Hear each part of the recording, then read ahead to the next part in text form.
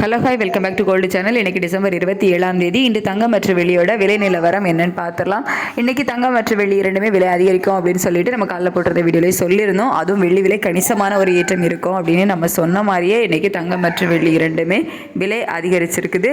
22 carrot ஆபரண தங்கம் 1 gram 110 ரூபாய் விலை அதிகரித்து 13,000 ரூபாய்க்கு 1 கிராம் ஆபரண தங்கம் விற்பனை ஆகிட்டு வருது.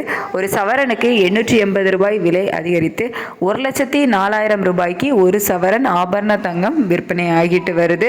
அதுக்கடுத்து 24 கேரட் சொக்க தங்கம் 1 கிராமுக்கு 120 ரூபாய் விலை அதிகரித்து 14,182 ரூபாய்க்கு 1 கிராம் சொக்க தங்கம் விற்பனை ஆகிட்டு வருது.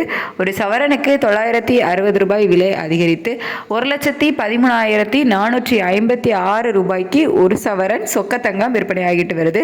வெள்ளி 1 கிராமுக்கு 20 ரூபாய் விலை அதிகரித்து 274 ரூபாய்க்கு 1 கிராம் வெள்ளி விற்பனை ஆகிட்டு வருது.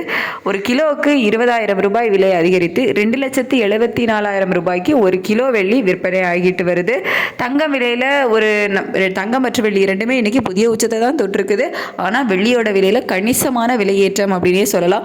இது வரைக்கும் ஒரு 10 ரூபா 11 ரூபா அந்த மாதிரி அது வரைக்கும் வர விலையேற்றம் இருந்துச்சு. ஆனால் இன்னைக்கு தான் முதல் முறையாக நமக்கு 1 கிராமுக்கு 20 ரூபாய் விலை அதிகரித்து ஒரு மிகப்பெரிய விலையேற்றம் வெள்ளியில் இன்னைக்கு இருக்குது.